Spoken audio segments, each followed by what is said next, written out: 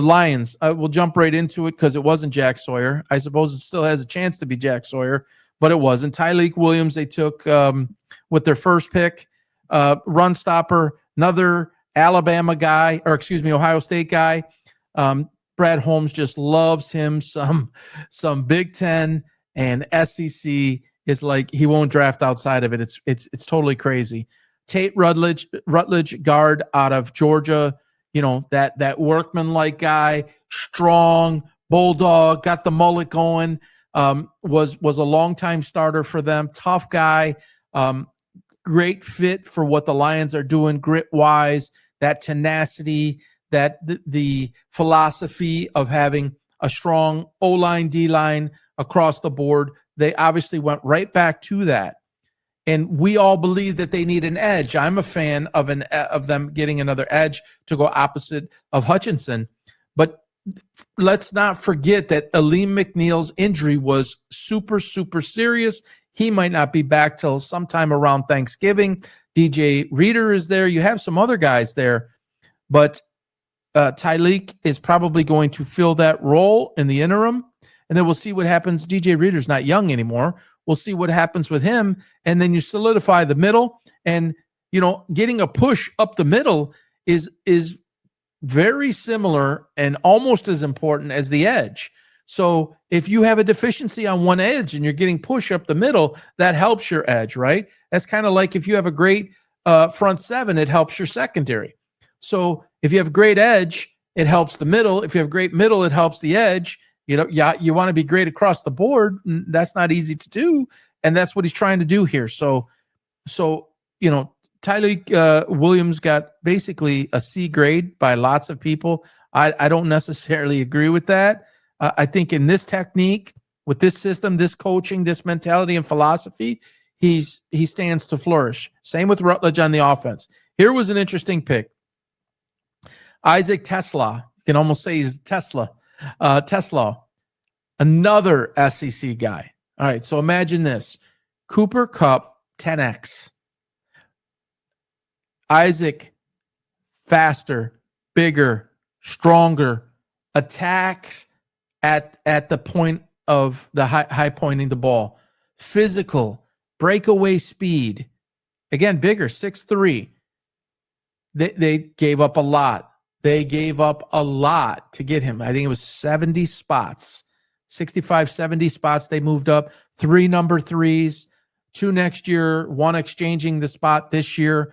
They gave up a lot, but here's what I'll tell you about that. This is a twofold pick. The Lions are in a huge window right now to win. And we're going to see if the 5-year prediction ends up coming true when Williams and Dan Campbell and Brad Holmes came in. I put the prediction out there. Lions in the Super Bowl within 5 years. This is the 5th year coming up. You have a window to win right now. So you have Jameson on one side. They're picking up his 5th-year option. He's entering 4th year. They picked up the 5th-year option. So he's here for 2 more years contractually. And then I think everybody understands that he's not going to be here a 6th year. Because if he does well in year 4 and he does well in year 5, it's just too much money. You likely can't pay him. This is his replacement.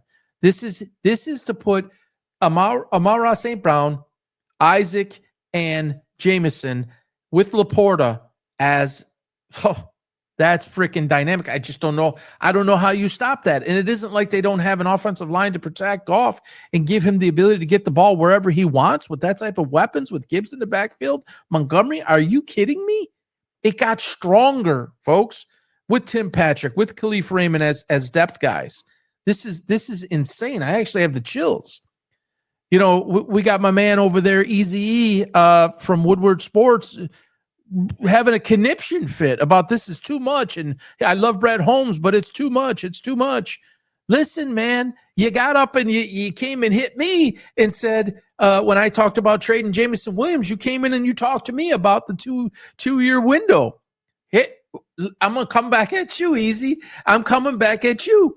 Here's your 2-year window that we talked about, or window that we talked about. You enhanced your chances in the window, and you likely replaced Jameson Williams 2 years before you needed to. And that costs something. On top of that, Brad Holmes is very, very strategic. He will find a way to recoup picks, reload, for lack of a better word, when the time is right. But he just enhanced the chances. It's a big jump. I agree with you there, Eazy. It's a big jump. But I think it was worth the stretch. And when you factor everything in, he says value chart, value chart. It's nowhere on a value chart. Sometimes it's not a value chart, man. Sometimes it's just feel. Sometimes it's just fit. Sometimes you have a plan, and based on how everything is structured within the team, the organization, and the now, and in the short term or midterm future, and then the long term future, you're looking for guys that fit that. And if you're ahead of that curve, which Brad Holmes is, it's why they're in this problem. Let me just say this again, folks. All of this, these contracts being up, Gibbs taken care of. Amon-Ra St. Brown already took care of. Penei Sewell, you had to take care of him. Gibbs. Then you have Jameson Williams. You have Laporta. You have Branch. You have Kirby Joseph. These are happening because you drafted right all at the same time in a 2-3 year span. So those players are on their rookie contracts and they're coming up. So this is one of the prices, and it's a good price to pay, but it's one of the prices that you pay for building a team the right way. If the positive far outweighs the negative, I'll take this problem any day. The Lions showed exactly how not to do it for decades. This is how you do it. This is how the Patriots did it. This is how the Rams have done it. This is how you get good, stay good, you're relevant, and it's reload on the fly. Nick Saban said it last night. I mean, this is not rocket science. You're basically building the now, the 2 years from now, the 4 years, and the 8, 10, 12, 15. Your Todd, my man Todd Szymanski, he wants to see this be a dynasty. This is what it takes to make and build a dynasty. And there are some people that you're not going to be able to keep because you drafted all of that value, all of those performers that pan out, and you're not missing on guys. Well, they come due. And so Brad Holmes plays chess. He doesn't play checkers. This move right here is for the now, and he's calculating what he needs in the future. You already have a guy. Let's just project 2 years in the system, learning, developing, excelling, hopefully. And then when it's time to move on from Jameson, you already have the guy in house. You're not looking to go draft that guy per se to replace him at that time.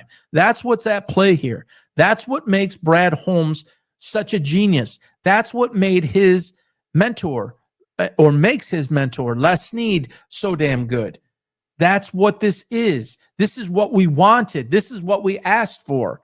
The Bob Quinns and the Chuck Schmidt days, and all Matt Millen, and all of the garbage that we dealt with for so long, it never thought this way. Those systems, that philosophy, it didn't think this way. So while on the surface it projects, or it appears that it is a huge stretch, there's a rhyme and there's a reason here, and it's hard not to trust the guy, right? There's every reason to trust the guy, to trust the system, to trust the philosophy, because what he has done since he has been here for 4 full years, and now this being the 4th draft, has been, no one has matched what he has done. Basically, maybe a couple that are close, but we see it every week.